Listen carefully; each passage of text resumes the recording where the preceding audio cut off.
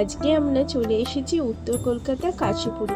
এটি হলো ঠাকুর শ্রীরামকৃষ্ণ পরমহংসদেবের শেষ লীলাক্ষেত্র। এখানেই ঠাকুর তার অন্তিমকালের কিছু বছর অতিক্রান্ত করেছিলেন।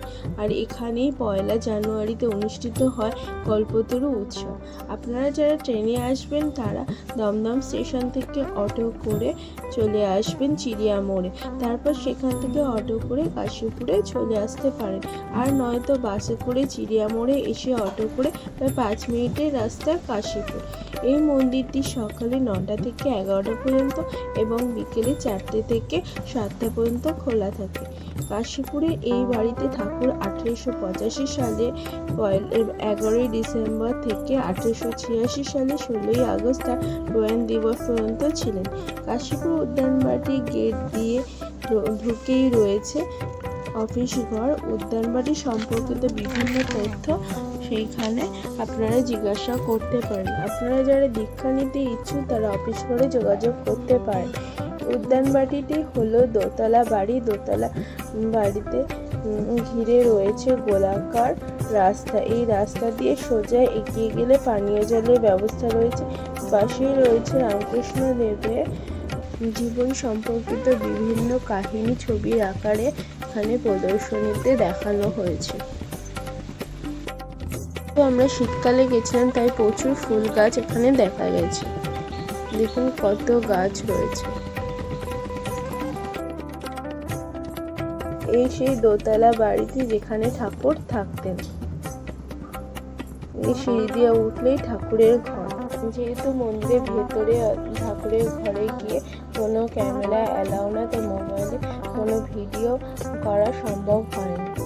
এই সেই গাছটি যেখানে ঠাকুর কল্পতরু হয়েছিলেন।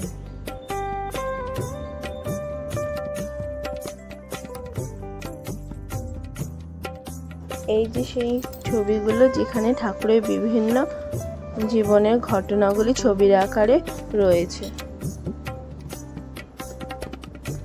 1886 সালে 1 জানুয়ারিতে ঠাকুরের অন্যতম অনুগামী ভক্ত নাট্যকার গিরিশচন্দ্র ঘোষ ঠাকুরকে উদ্দেশ্য করে বলেন যে তিনি বিশ্বাস করেন যে ঠাকুর আসলে মানব কল্যাণের জন্য মর্তে অবতীর্ণ ঈশ্বরের এক অবতার। তিনি তার কথার পরিপ্রেক্ষিতে ঠাকুর বলেছিলেন যে তোমাদের চৈতন্য হোক। তারপর তিনি বৃক্ষের তলায় সমাধিস্থ হয়েছিলেন। সেই বৃক্ষই পরবর্তীকালে কল্পতরু বৃক্ষ নামে সকল ভক্তদের কাছে পরিচিত। ওই দিন অর্থাৎ 1 জানুয়ারি ঠাকুরের সেই সব ভক্ত গৃহস্থ অনুগামীদের এক অদ্ভুত আধ্যাত্মিক অনুভূতি হয়েছিল।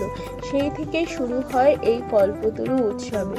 উত্তর কলকাতার এই কাশীপুর উদ্যানবাটিতে প্রতি বছর ইংরাজি নববর্ষের দিন অর্থাৎ 1 জানুয়ারির দিন ধুমধাম করে পালিত হয় কল্পতরু উৎসব। যেহেতু শীতকালে আমরা গেছিলাম, প্রচুর শীতকালীন ফুলের সমাহার রয়েছে। এই যে ধ্যানঘরটি দেখা যাচ্ছে, এখানেই স্বামীজি তার গুরু ভাইদের নিয়ে শিবরাত্রি পালন করেছিলেন। এইখানে এই বোর্ডটিতে কাশীপুর উদ্যানবাটি সম্পর্কিত নানা অজানা তথ্য লেখা আছে। এটি আপনাদের সাথে শেয়ার করে দিলাম।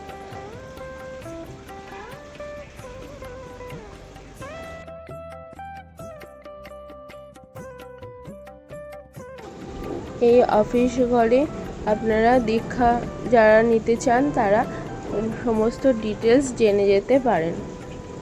কখন কিভাবে আসতে হবে, কোন সময় আসতে হবে, সব কিছুই জেনে যেতে পারবেন। ঠাকুরের আশীর্বাদ মাথায় নিয়ে আমরা ধীরে ধীরে রওনা হলাম বাড়ির উদ্দেশ্যে। আপনাদের যদি এই ভিডিওটি ভালো লেগে থাকে অবশ্যই লাইক, শেয়ার, কমেন্ট করতে ভুলবেন না। দেখা হচ্ছে নেক্সট একটি ব্লগ। টাটা।